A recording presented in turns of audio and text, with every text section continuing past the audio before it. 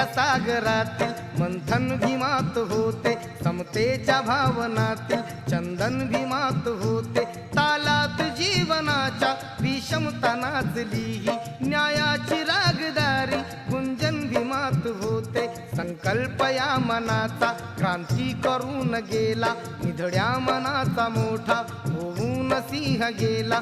दिपविले कैक ज्ञानी माझ्या धुरंधराने, इतिहास घडविला माझ्या युगंधराने. ती आस नाही केली श्रीमंतीच्या धनाची, फुलविली बाग ऐसी येथे परिश्रमाची.